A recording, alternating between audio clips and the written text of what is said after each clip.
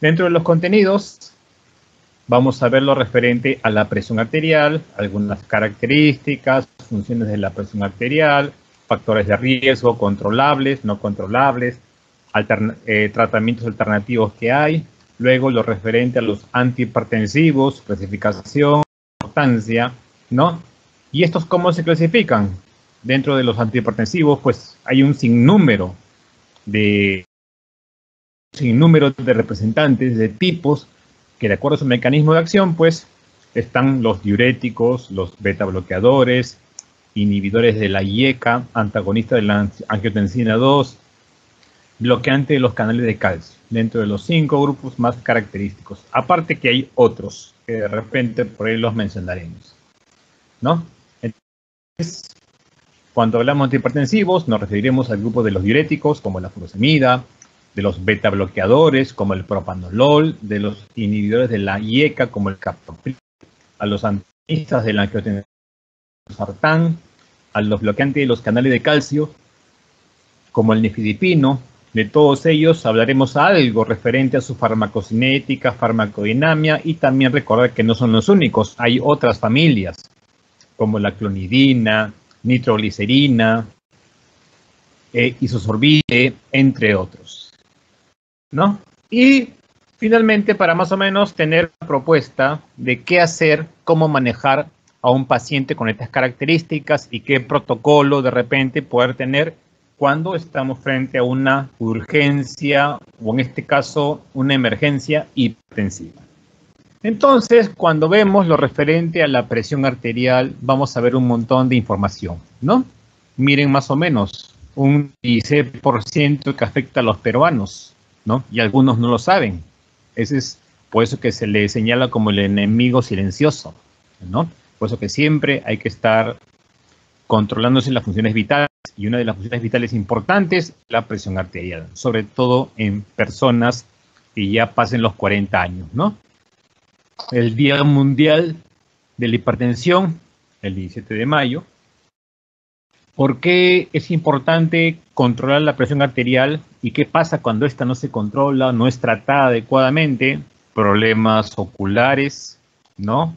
Retinopatías, problemas de ACV, accidentes cerebrovasculares, nefropatías como insuficiencia renal y, lo más terrible, una alteración cardiorrespiratoria que puede conllevar con lo que es un infarto agudo o un infarto del miocardio, ¿no? Por eso que siempre hay que estar controlándose la presión arterial, sobre todo pues en pacientes mayores de 40 años y más si aún si hay una enfermedad o comorbilidad de fondo.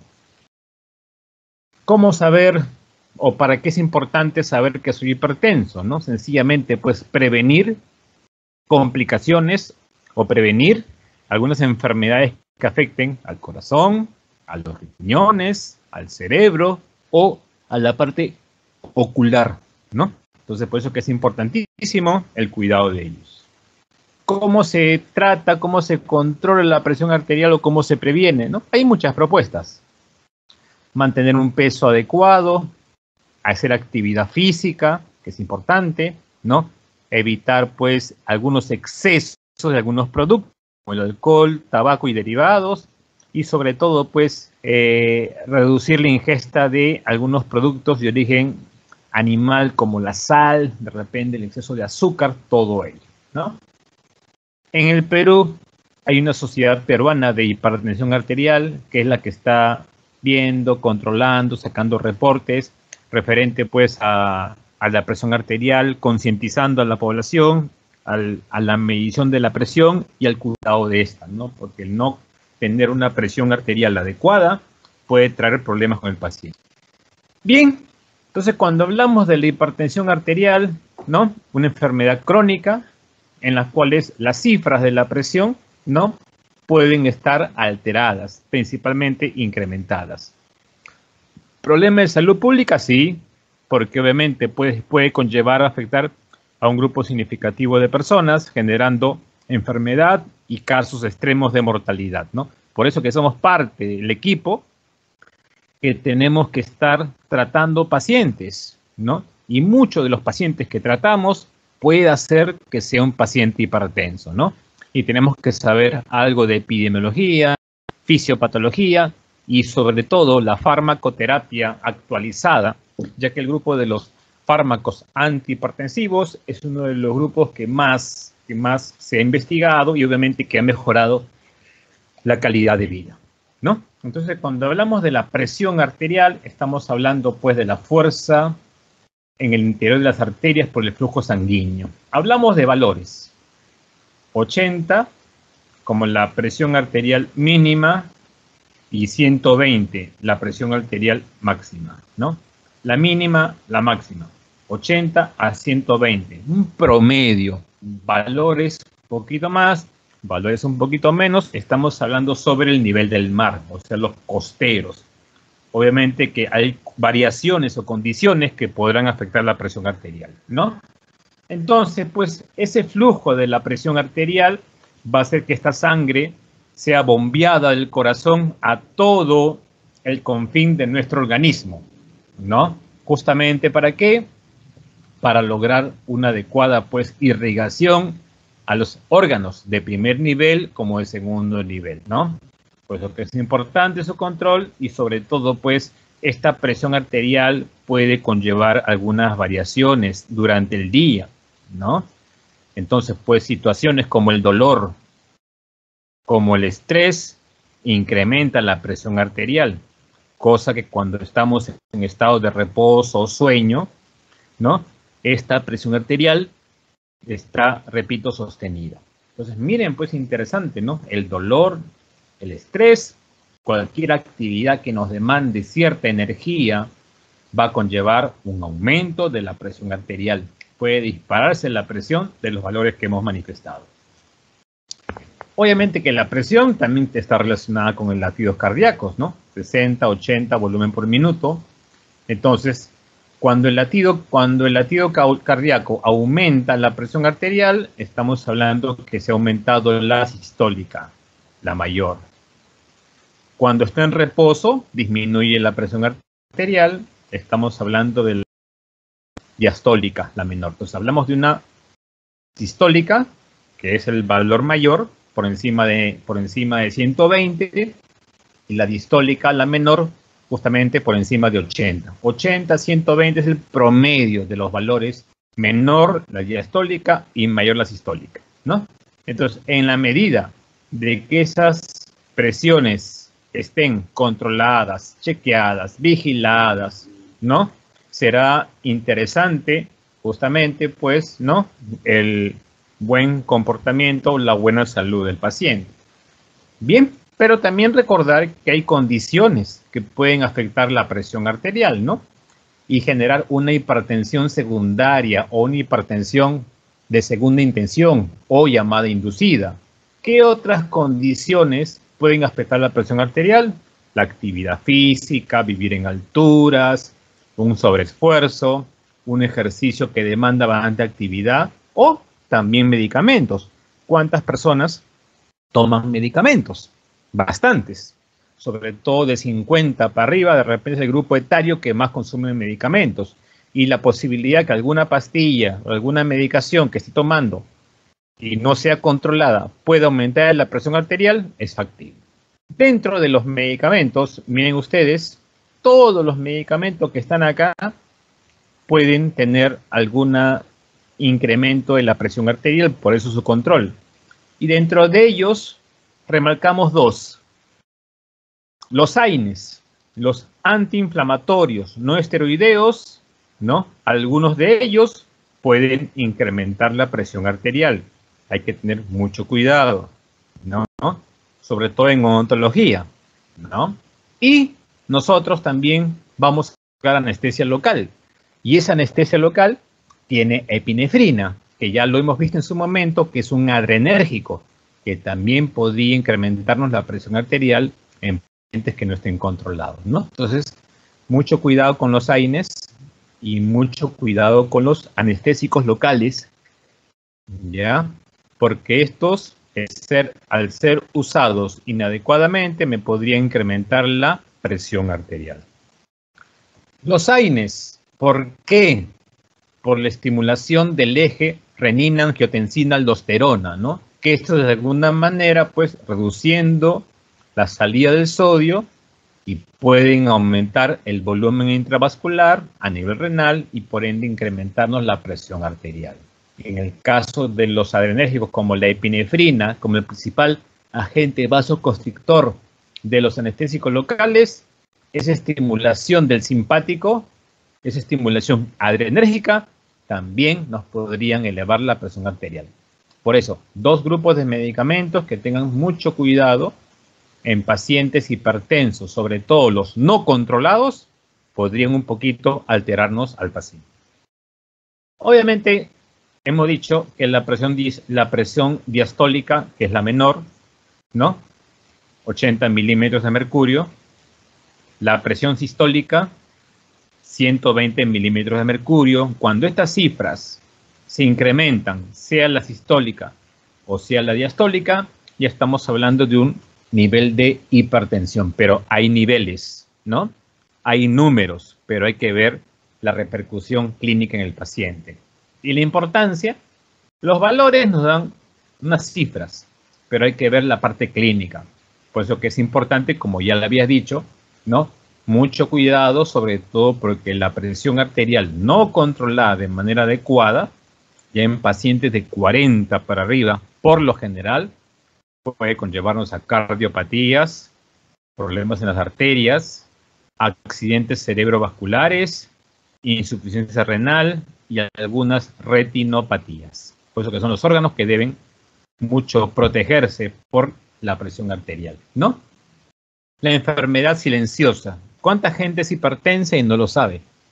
Y cuando de repente ya descubren que es hipertensa, lamentablemente por ahí en algunos exámenes o analítica del laboratorio, nos van a ver que de repente algunos de los órganos relacionados está comprometido.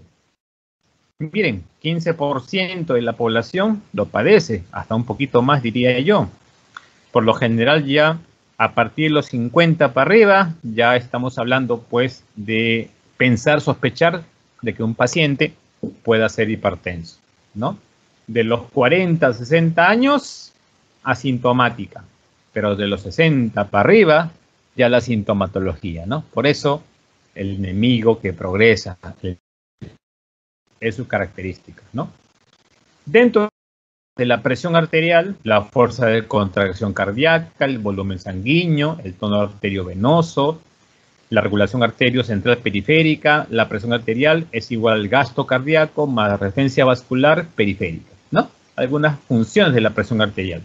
Y la fisiopatología obedecida a cambios estructurales cardiovasculares, problemas endoteliales, problemas del sistema simpático. Recuerden el sistema simpático cuando hemos hablado en la clase del sistema nervioso autónomo, alteración del sistema renina-angiotensina, hay alteraciones renales, hepáticas y el incremento, la retención de líquido extracelular que puede conllevar pues también el incremento de esta presión.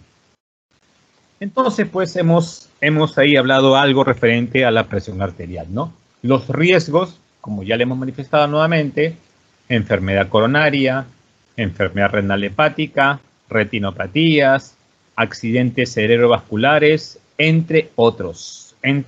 Por eso que justamente la presión arterial en un paciente de edad avanzada debe estar controlada, chequeada, monitorizada por el médico para evitar complicaciones, repito, a estos órganos. Bien, ¿y cuál es el objetivo de los antihipertensivos?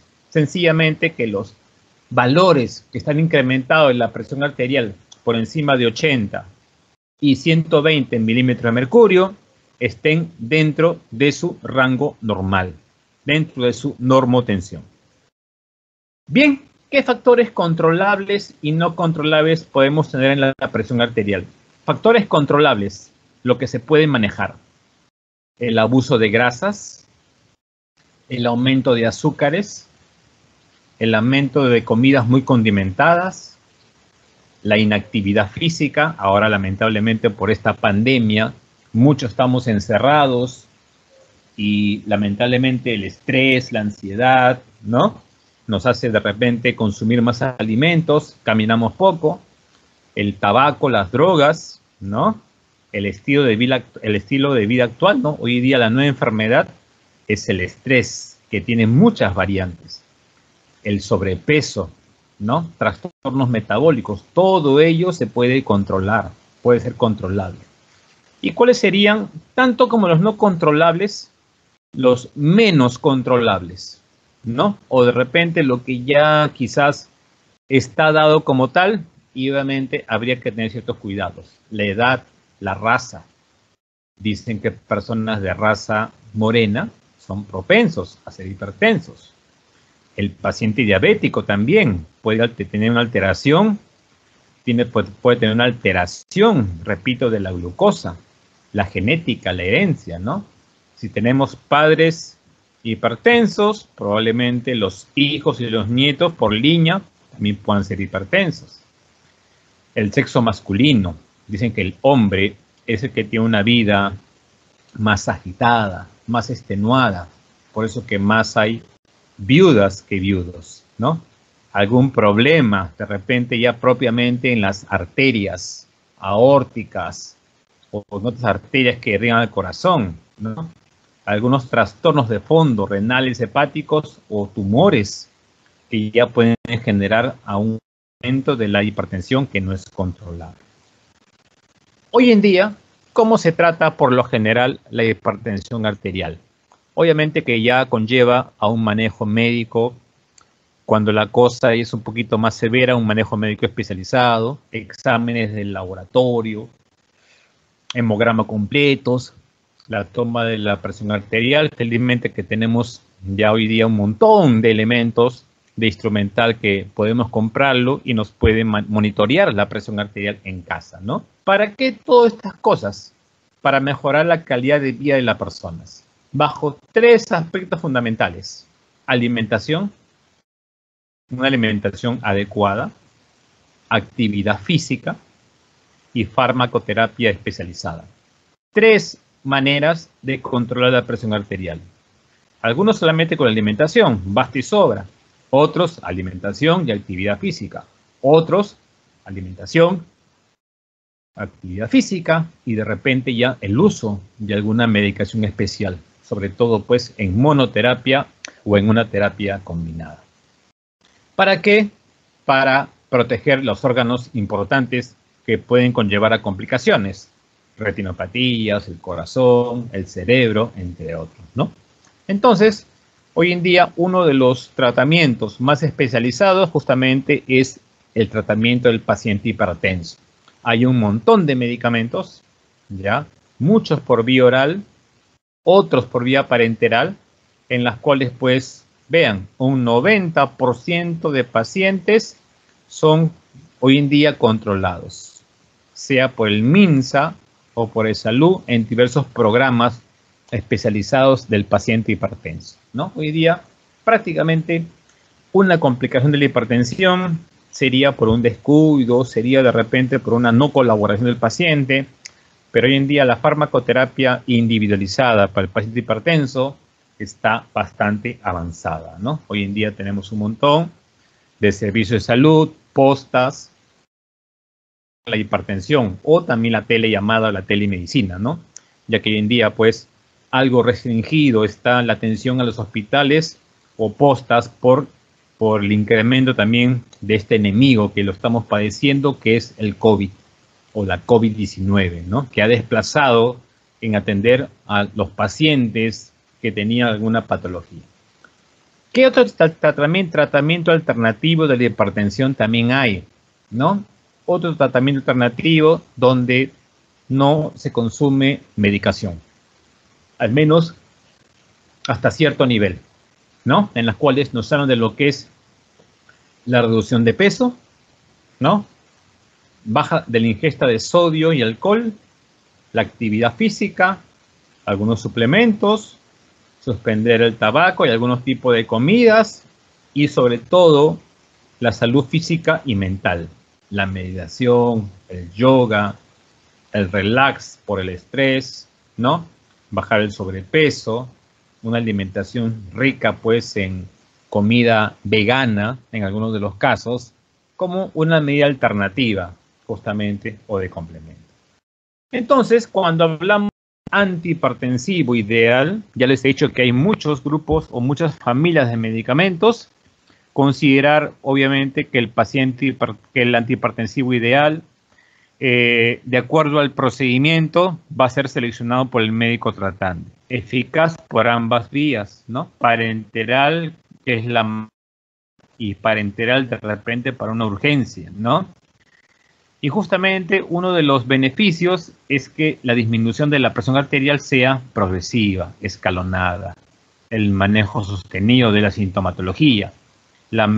Al estar bien la presión arterial, de hecho que va a haber mejora en estas 4 condiciones, ¿no? Que el antihipertensivo seleccionado tenga el mínimo reacciones adversas e interacciones significativas, ¿no? Que favorezcan la normotensión, no la hipotensión severa, ¿no? Del hipertenso, no pasarlo a la hipotensión. De repente, esto puede darse en algunas condiciones de repente de urgencias o emergencias hipertensivas. Pero recuerden que una emergencia hipertensiva se maneja en el hospital y podrá ser mejor controlada, a diferencia de una urgencia hipertensiva que de repente a un paciente le podemos bajar la presión por debajo de sus niveles. Por eso que hay que saber más o menos ver qué alternativas tenemos, ¿no? Y sobre todo, pues que los tratamientos que se dan justamente es para tratar urgencias, emergencias y estabilizar al paciente, ¿no? Obviamente hay muchos tipos de terapia, pero repito, la terapia, el tipo de antihipertensivo, eso lo selecciona el médico tratante, no nosotros. El paciente vendrá a la práctica dental ya tomando una medicación, ¿no? De repente nosotros podemos tener por ahí algún antihipertensivo para un caso de una urgencia cuando se trate de repente de una crisis hipertensiva. Pero por lo general, la terapia medicamentosa antihipertensiva lo da el médico tratante. Dentro de los antihipertensivos, vamos a ver los principales grupos, ¿no? Y sus principales representantes. Miren, los diuréticos clásicos, diuréticos que por medio de la micción se disminuye el volumen extracelular y por ende se normaliza la presión arterial. Acá tenemos algunos medicamentos diuréticos como la furosemida, la hidroclorotiazida, la cetazolamida, ¿no? Otro grupo, los beta bloqueadores adrenérgicos, que estos van a actuar a nivel de la actividad adrenérgica, antagonizando ese incremento de la presión. Acá tenemos el atenolol, el propanolol, entre los principales. Luego, inhibidores de la ECA o YECA, enzima convertidora de angiolina. Estos también van a actuar a nivel del sistema renal para mejorar lo que es regular la presión arterial, ¿no? Captopril, enalapril. Luego tenemos a los antagonistas de los receptores de la angiotensina 2. También acá tenemos al losartán, al valsartán. Y tenemos a los bloqueantes de los canales de calcio, que estos van a actuar ya a nivel del miocardio. Específicamente el amlodipino, nifedipino o el verapamilo, ¿no? Entonces, 5 grupos que son los más importantes, que de repente algunos de nuestros familiares, ¿no? Papás, abuelitos, tíos, puedan estar tomando, ¿no? Sería bueno que ustedes investiguen más o menos para ver cuál es el grupo de antihipertensivos que más se consume, para más o menos ver, ¿no? A qué familias, a qué tipo de fármaco, qué familia de hipertensivos se está haciendo uso. Y aparte hay otros antihipertensivos, ¿no? Como la clonidina, nitroglicerina, hidrasalina, nitroprusiato, la quetacerina, la reserpina, bueno, que ya son para usos mucho más especializados. Entonces, la actividad cardiovascular, la actividad renal, la actividad de las arterias y venas, ¿no? Tiene que estar adecuadamente regulado, controlado para evitar pues alguna complicación y sobre todo pues tiene que estar en buenas condiciones. Entonces, de acuerdo a su mecanismo de acción, los podemos también reclasificar en los que inhiben la actividad simpática o antagonizan la actividad simpática. ¿Quién? Los beta bloqueadores, por ejemplo. Los que son eminentemente vasodilatadores, los que inhiben la angiotensina 2, los que inhiben la angiotensina 2 también acá, y los bloqueantes de los canales de calcio. Y los que tienen que ver con la depresión de sodio y agua, ¿no? Los diuréticos. De los 5 grupos que hemos mencionado, simplemente pues para que vean cómo está determinado su mecanismo de acción, siendo la mayoría, por lo general, los que más se utilizan, por lo general, vasodilatadores. Recuerden que la vasodilatación va a generar que se normalice la presión arterial. Veamos algunas características de estos grupos. Los diuréticos, ¿no? Los diuréticos, de repente, como principal representante, a la furosemida, nombre de marca, el Axis, ¿no? Van a alterar, van a bloquear el transporte de sodio, potasio y cloro en el asa de Henle, aumentando la excreción del sodio, potasio, calcio y magnesio. Y por ende, disminución del volumen sanguíneo y por ende, la presión arterial pues se normorregulariza, ¿no? Acá tenemos, por ejemplo, aquí en la furosemida. Lo tenemos en tabletas, lo tenemos en ampollas, algunas interacciones para que más o menos vean, algunas RAMs y tratamiento por sobredosis, ¿no? Miren que dentro de los efectos adversos de un diurético es la acción anticolinérgica, o sea que va a resecar algunas mucosas, ¿no? Por eso que el paciente tiene que estar un poquito hidratándose.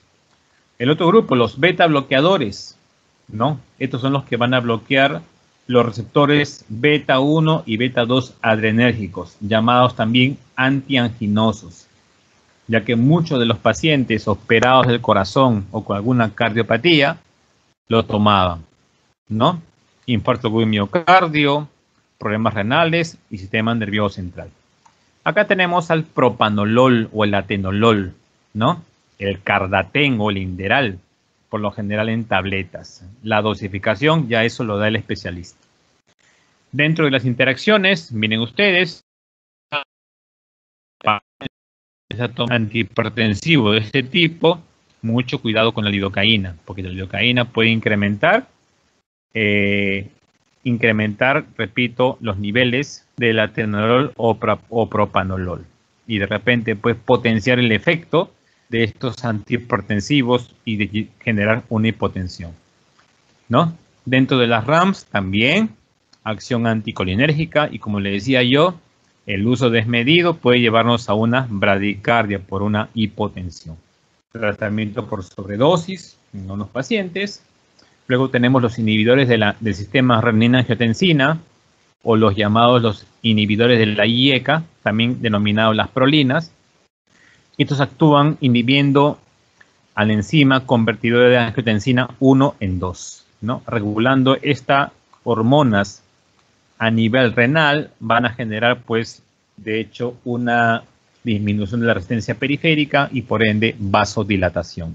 Acá tenemos al captopril, al enalapril, el cardiopril o el capoten, igual también dosis en tabletas.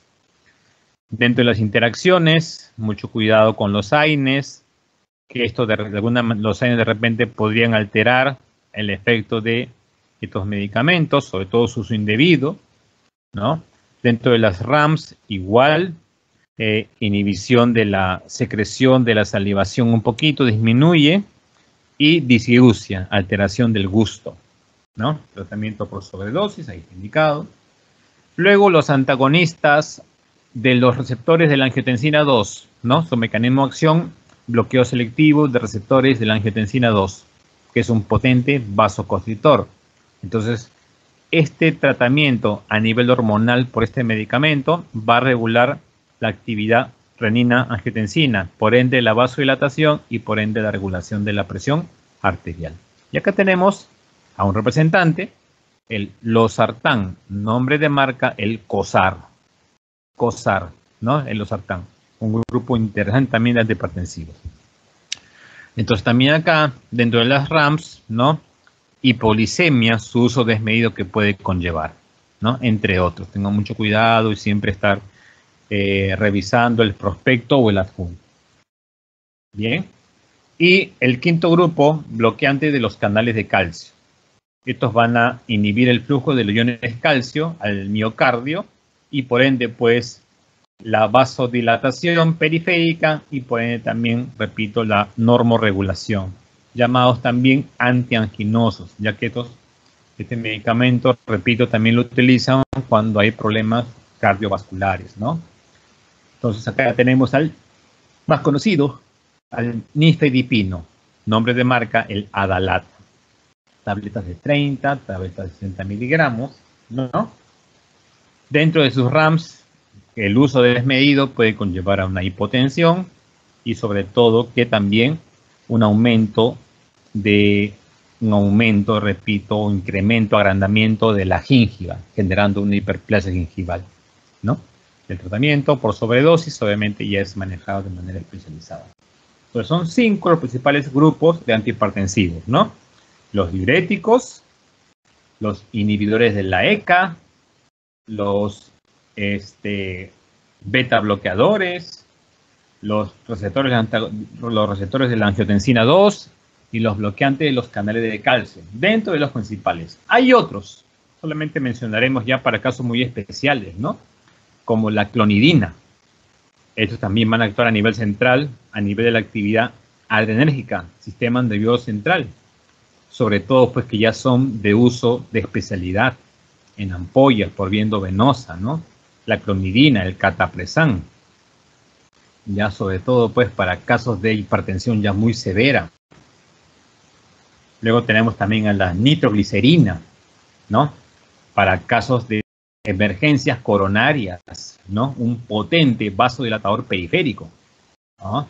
Acá tenemos a la nitroglicerina, nombre de marca el Deponit, en ampollas o en parches transdermales de liberación lenta sostenida del medicamento, ¿no? El problema de estos medicamentos es que su uso desmedido puede conllevar hipotensión. O el dinitrato de isosorbide, un potente dilatador.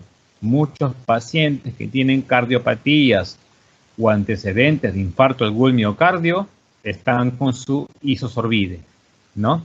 Sobre todo, pues, el dinitrato de isosorbide para el tratamiento de lo que es hipertensión moderadas a severas por vía sublingual, vía oral o retardado, ¿no? Entonces, estos medicamentos ya son medicamentos manejados de urgencia. Bien, llegamos a la parte quizás más interesante de este tema. Todo es interesante, pero de repente un poquito más crucial. ¿Cuál sería el manejo del paciente hipertenso que viene a la práctica dental? Ya sabemos que el paciente hipertenso es tratado por la parte médica, todo eso, pero ¿cuál sería nuestra conducta al manejar este tipo de pacientes? ¿No? Obviamente, ver la historia clínica, ver en el paciente algunos factores de riesgo. Sabes bien, si no lo sabes, tienes que deducir. Ver que el paciente sea un paciente que esté controlado, que se tome la presión arterial regularmente. Entre un paciente controlado y un no controlado, atiende a un controlado. ¿Por qué? Porque el controlado está chequeado, monitorizado y sobre todo toma su medicamento. En cambio, el paciente no controlado es un problema, ¿no? Atiéndame, doctor, póngame la anestesia, que no va a pasar nada. Le pones si se pasa algo. Entonces, 1000 veces el paciente controlado, porque te va a ayudar, porque te puede dar un poquito de apoyo en el sentido de que ante una descompensación, él sabe, tiene su medicamento al lado y de repente lo puede tomar ante tales circunstancias. Frente al paciente que no se controla, entonces siempre el paciente controlado en cualquier condición de enfermedad sistémica es el mejor, porque está en tratamiento, está en control y sobre todo que está medicado. Y te aseguro que sabe más que tú que farmacología, porque como está con la medicación, está leyendo y ahora tiene su dispositivo móvil que puede buscar la información correspondientemente. Bien, descartar los pseudohipertensos. La hipertensión, ¿eres hipertenso o no eres hipertenso? Hay algunas personas que se sugestionan que son muy ansiosas, que son muy temerosas, de repente en ellos, esas condiciones, le puede aumentar la presión arterial. Uno tiene que valorar, ¿no? Otro aspecto importante, valorar las reacciones adversas, ¿no? Por antihipertensivos.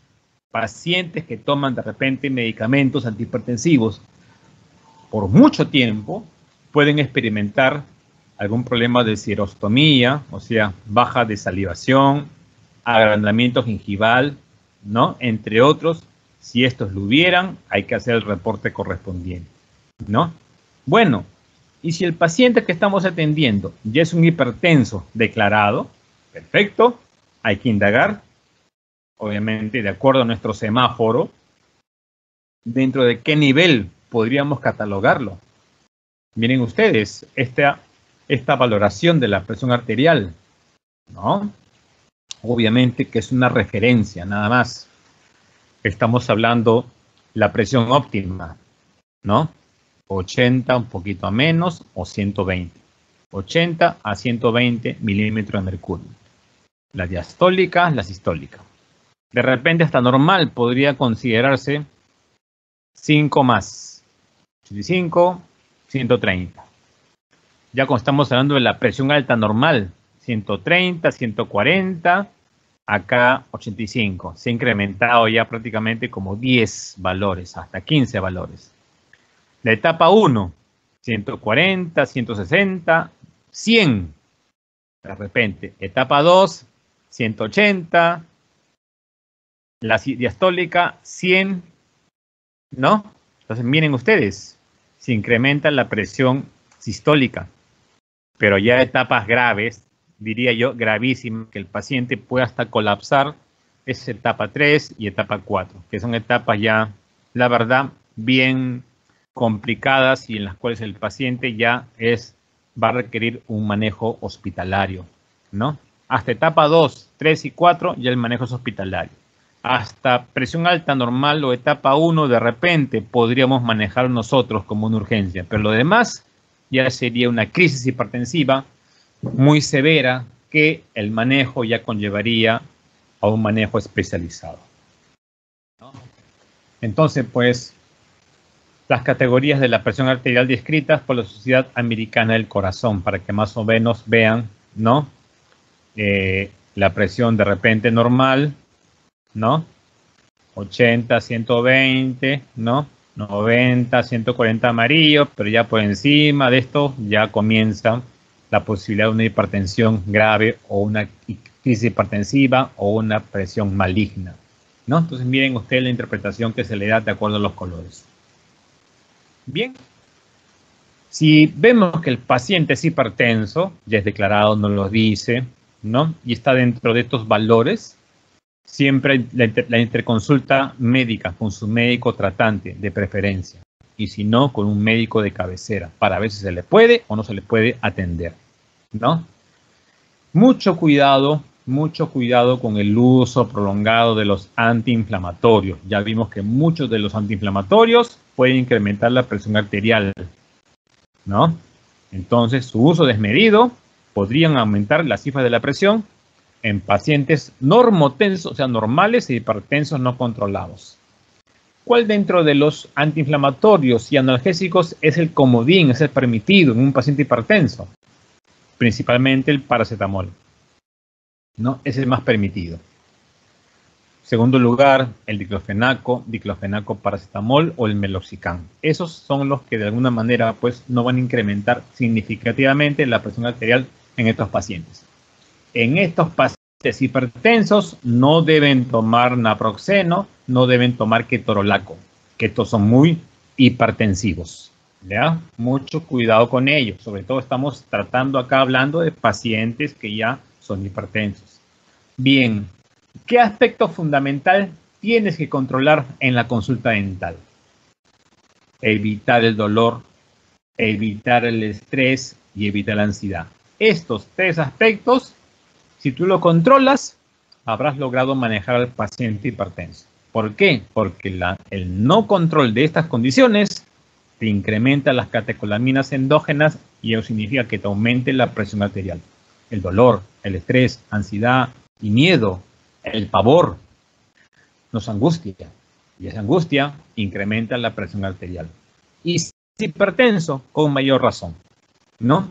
Entonces, tienes que controlar estos aspectos predisponentes. Tú controlas estos aspectos, sea de manera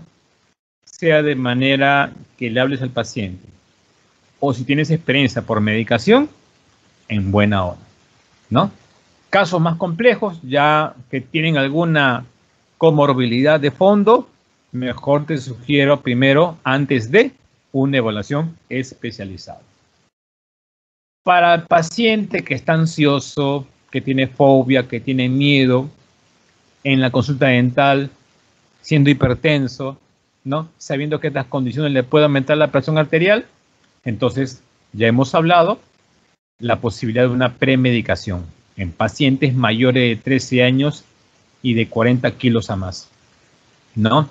Para sedarlo un poquito, para relajarlo, puede ser el midazolam de 7,5 la mitad o de 15 miligramos una hora antes por vía oral.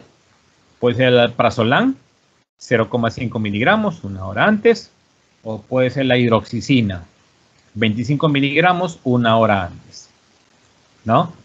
Bien, si el caso lo requiere, puede ser una premedicación. Si tú lo puedes manejar, en buena hora. Siempre un clima agradable de atención, ¿no? Que te encuentres bien, que te encuentres relajado, que te encuentres, ¿no? En tus sentidos para poder manejar esta condición. ¿Cuál ha sido la gran preocupación del odontólogo? Siempre, ¿cuál ha sido, no? En un hipertenso, ¿se le puede colocar anestesia? Y si es anestesia, ¿cuál es la mejor? ¿Se le debe o no se le puede? Por mucho tiempo dijeron que no. Por otro lado dijeron que sí. Entonces, siempre ha sido y siempre va a ser la gran preocupación. Pero acá vamos hablando de bases científicas, del respaldo científico, qué es lo que manda, qué es lo que debe predominar, ¿no? Entonces, hoy en día se puede colocar anestésicos locales, ¿no? En odontología, en pacientes hipertensos controlados, de acuerdo al nivel, obviamente, ¿no? Dentro de la anestesia local tenemos anestésicos con epinefrina y tenemos anestésicos sin epinefrina. Ya veremos algunas bondades de la epinefrina y sin epinefrina. Bien, si el paciente hipertenso controlado categorías 1 y 2 puede recibir tratamientos, ¿no? No complicados, no estresantes. Obviamente, pues que si no requiere anestesia local, creo que no habría ningún problema, ¿no? Un tratamiento pues con un clima óptimo de atención. Miren ustedes acá, ¿no? Investigaciones han demostrado que la inyección de un cartucho de anestesia lidocaína con epinefrina en esta concentración, 1 en 80.000, 1 en 100.000, o sea, un cartucho, en pacientes sanos, normales, no afecta la presión arterial. A la mayoría de nosotros que nos han tratado para una endodoncia, una extracción, por lo general nos han puesto anestesia con epinefrina. Ni cuenta nos hemos dado, pero justamente la epinefrina le brinda al anestésico local muchas ventajas. En contraste, de repente, 3 cartuchos o 3 cárpules, de repente un poquito pueden incrementar, pero no hay síntomas adversos. Estamos hablando pues en pacientes sanos. En cambio, otros estudios han determinado regular la cantidad de anestesia con epinefrina, 1 en 80.000 de epinefrina o 1 en 100.000, recomendando que dicen que en pacientes hipertensos controlados, 1 hasta 2 cartuchos. Yo diría un cartucho o un cárpule. Cartucho o cárpule es lo mismo, ¿ya? Un cartucho. Bien. Sin embargo, si la anestesia es inadecuada, el profesional debe sopesar la posibilidad de utilizar otro cartucho, tener el procedimiento, considerando que las catecolaminas, o sea, la epinefrina endógena, la que producimos, ¿no? que segregan por el dolor operatorio puede incrementar la presión arterial. Por eso le decía, hay que controlar el dolor, la ansiedad, el miedo en el paciente, ¿no? Entonces, justamente es un aspecto importante a considerar, ¿no? Entonces, la epinefrina que usamos nosotros en odontología puede usarse con precaución en hipertensos controlados. Eso que quede bien claro. Obviamente, dosis excesivas podrían traernos algunas consecuencias, como las que están acá descritas, ¿no? Entonces, en la mayoría de pacientes hipertensos controlados, etapa 1 sobre todo, más que 2, pueden recibir hasta 2 cartuchos, siendo prácticamente lo conservador hasta un cartucho, pero hasta 2 dicen, de lidocaína al 2% con epinefrina, 1 en 100.000 o 1 en 80.000, que ya cuando veamos anestésicos locales en su momento vamos a ver qué significa estas cifras, ¿no? Obviamente, paciente controlado hipertenso, de no haber ninguna contraindicación. En cambio, en pacientes, como ya hemos visto, estadios 3 y 4, que es una hipertensión muy severa, acá prácticamente no debería recibir epinefrina, porque la epinefrina puede incrementar significativamente la presión en pacientes con estadios 3 y 4 que están prácticamente ya a nivel de una crisis hipertensiva. Hay otros vasoconstrictores como la norepinefrina y levonorefrina que estarían contraindicados. Felizmente que estos ya no se venden mucho. Lo que más se vende ahora es la lidocaína con epinefrina. Entonces, tener mucho en cuenta esta normatividad, ¿no? Entonces, el uso de la anestesia dental con epinefrina o sin epinefrina, o sea, con o sin agente vasoconstrictor en pacientes hipertensos, debería justificarse de acuerdo a la condición general del paciente y necesidades del procedimiento dental. Procedimientos dentales muy pequeños serán poquito anestesia. Procedimientos moderados, un poco más de anestesia. Procedimientos un poquito más severos, un poco más de anestesia. No pasarte de un cartucho de anestesia, por lo general, paciente controlado y que esté medicado como hemos manifestado, ¿no? Bien, cantidad máxima de anestésicos locales recomendada para pacientes hipertensos, sugeridos principalmente para etapa 1 y 2 del semáforo que mostramos. Principalmente etapa 1. Que llegue a etapa 2 no es lo usual. Etapa 1, ¿no? Como primera opción, miren ustedes acá, lidocaína al 2% con epinefrina 1 en 100.000. Esto de acá es ideal para el paciente hipertenso controlados. Ya cuando usted llegue a clínica y de repente ya en los próximos años que ya haya la presencialidad y atendamos pacientes, entonces acá, ya repito, esta concentración es de repente una de las mejores para el paciente hipertenso, ¿no? En un paciente sano es la que se da esta, la 1 en 80.000, pero para el hipertenso se sugiere la 1 en 100.000, ¿no? Hay también otro anestésico que es la articaína, que algunos lo venden, no es muy comercial, más comercial es esta de acá, la lidocaína 2% con epinefrina, 1 en 100.000 o 1 en 80.000, dependiendo, ¿no? Pero también tenemos la articaína, que tiene una característica, que miren su vasoconstrictor, tiene un nivel de dilución mucho mayor que este de acá, y tiene también un vasoconstrictor en una dilución similar a la lidocaína. La diferencia es que el anestésico local está al 4%, más potente. En cambio, el nuestro está al 2%. Entonces, miren ustedes, acá prácticamente, en la realidad, la opción 1 es la opción prácticamente la que más elegimos, porque la tenemos a la mano, el costo de la anestesia, ¿no? Y sobre todo la que sea 1 en 100.000. Es la primera opción.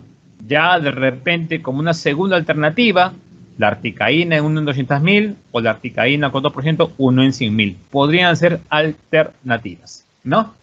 Obviamente hay otros, como la mepivacaína, por ejemplo. La mepivacaína es un anestésico local, por ejemplo, que no tiene vasoconstrictor, sin vasoconstrictor, ¿no? Entonces, pues, paciente hipertenso, pónganse ustedes, hipertenso, que tiene contraindicado el agente vasoconstrictor, ahí sí podría ser la mepivacaína al 3% sin vasoconstrictor, hasta 1 a un cartucho o carpolimetro, ¿no? Entonces, miren ustedes, tenemos anestesia con epinefrina y tenemos anestesia sin epinefrina. La que es con epinefrina es la lidocaína y la que es sin epinefrina es la mepivacaína al 3%. Hay una mepivacaína, miren, con levonorefrina, que es otro vasoconstrictor, pero miren, 1 en 20.000, más concentrado. Esto ni lo miren para el hipertenso, esto no. Entonces, la opción 1 es la opción hoy en día más real, como alternativo que tenemos a la mano. La opción 2 y 3 podrían ser, pero lamentablemente, pues cuestiones de costos, todo eso, no nos llevan de repente a poder tenerlas muy a la mano, ¿no?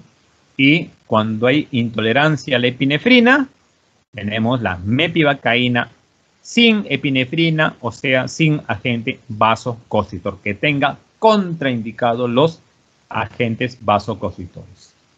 Esto ténganlo muy en cuenta, muy claros, ¿no? Sobre todo para la interpretación. Entonces, tenemos en el mercado anestesia local con epinefrina, que es el principal vasoconstrictor, y también lo tenemos sin epinefrina. Con epinefrina, clásicamente la lidocaína, luego la articaína. Sin vasoconstrictor, principalmente la mepivacaína, ¿no? Entonces, miren las diferencias, ¿no? Fricción, vasodilatación, ¿no? Acá disminuye el flujo sanguíneo por la vasoconstricción. Acá aumenta el flujo sanguíneo, por ende este dura más, por este dura menos. Miren un aspecto importantísimo, la absorción del anestésico local es lenta, en cambio acá es rápida. ¿Qué es lo que queremos? Que un anestésico local nos produzca una vasoconstricción local, disminuyendo el flujo sanguíneo y sobre todo que dure más. Al durar más nos va a dar un mejor tiempo de trabajo, paciente tranquilo, controlado, a diferencia de esto, ¿no? Entonces, miren ustedes, ¿no? Este es lo ideal, pero como alternativo no nos quedaría otro de acá. Pero miren los pros y los contras, ¿no? Entonces, con vasoconstrictor, mayor concentración, más efectividad, más potencia. Sin vasoconstrictor, menos concentración, ¿no? Menos efecto. Acá, menos sangrado. Acá el sangrado de repente no es acá el sangrado no se controla tan bien como el otro. Entonces, la balanza, ¿no? ¿Cuál usar?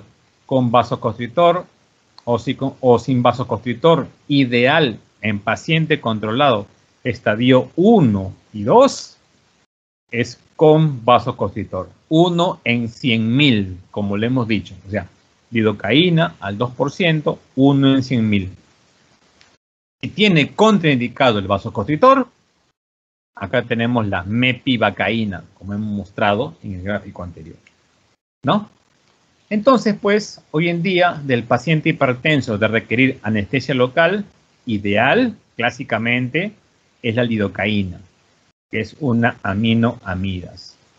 ¿Qué vasoconstrictor tenemos? La epinefrina.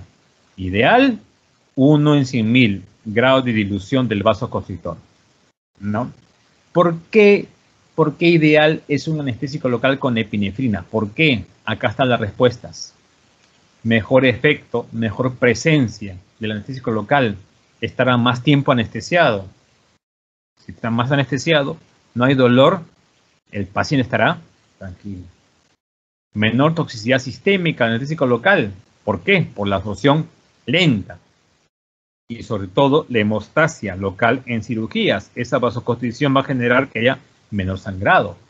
3 grandes motivos por los cuales sería ideal un anestésico local con epinefrina. Y ahora, de requerir sin epinefrina, porque tiene de repente contraindicado, la anestesia no va a ser tan buena, tan efectiva, ¿no? Y de repente, pues cuando tiene contraindicado el agente vasoconstrictor. Entonces, para un procedimiento muy simple de repente y que tiene contraindicado el vasoconstrictor, podría ser de utilidad.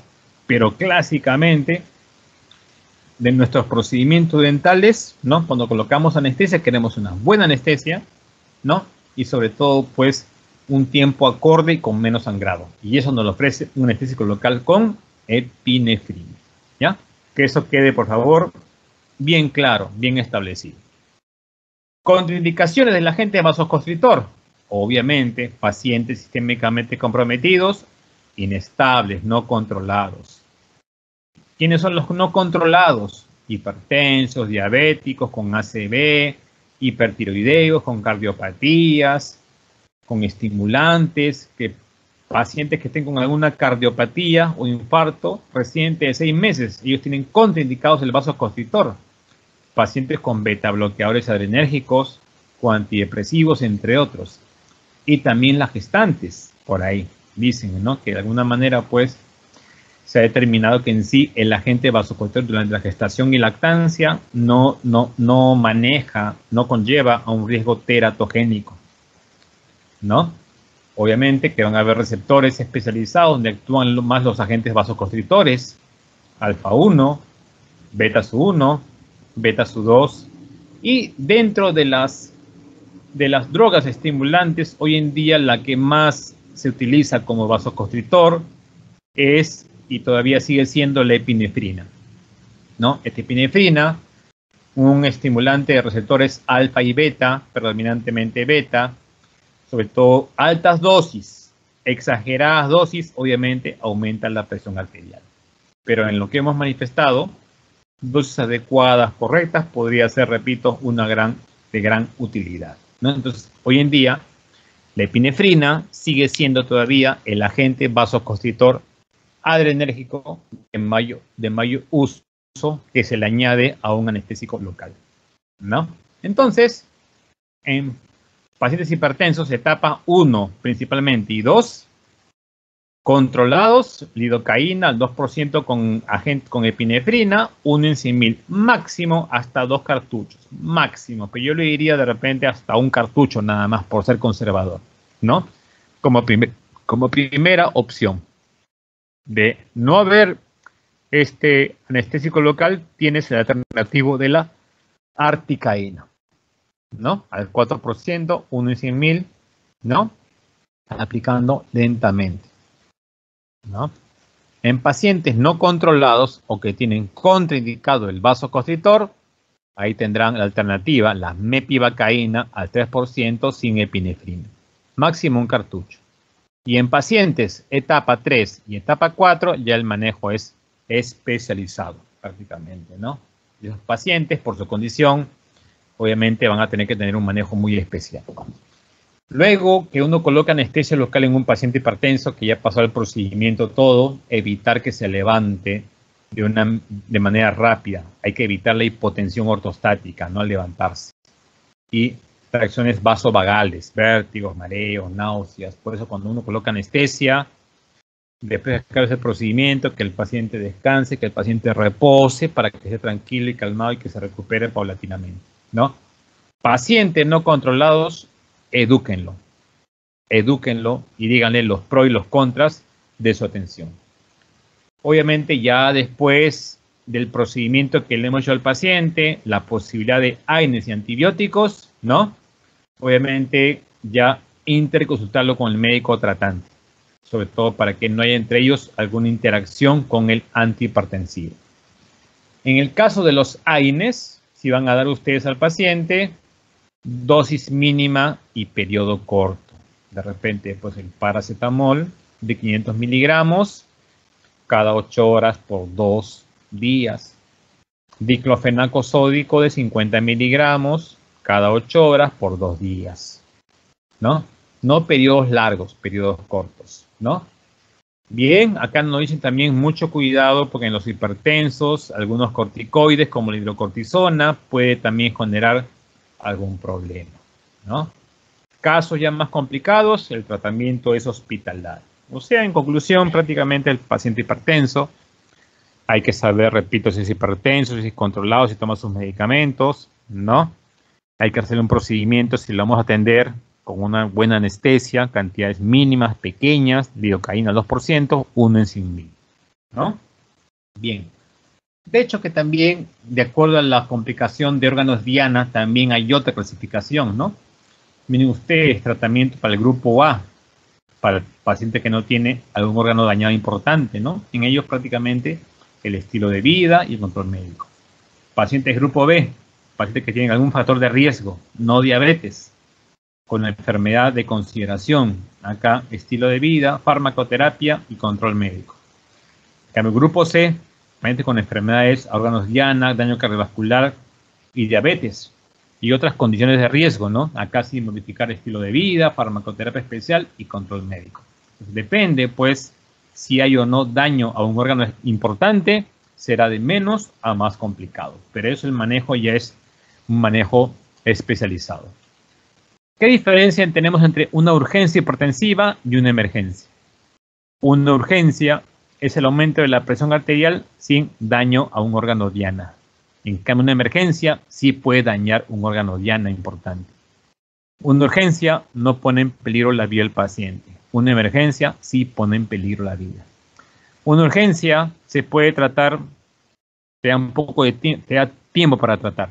Una emergencia tiene que ser manejada en los primeros 20 a 30 minutos.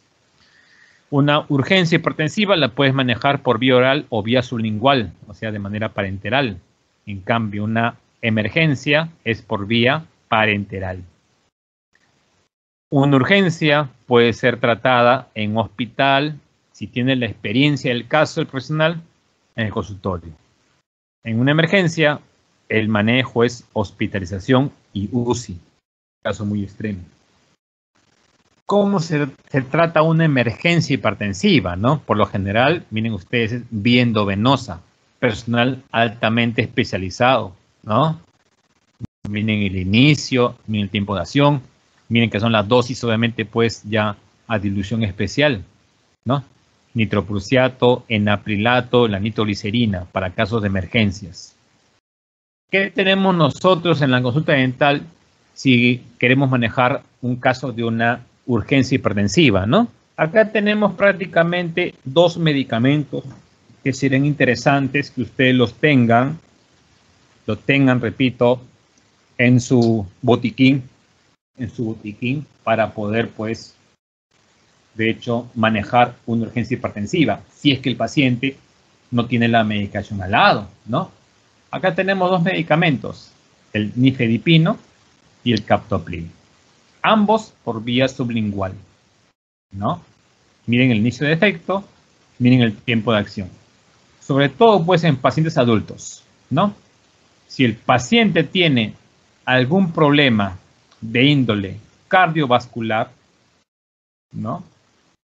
Recuerden, cardiovascular, el nifedipino. 30 miligramos sublingual.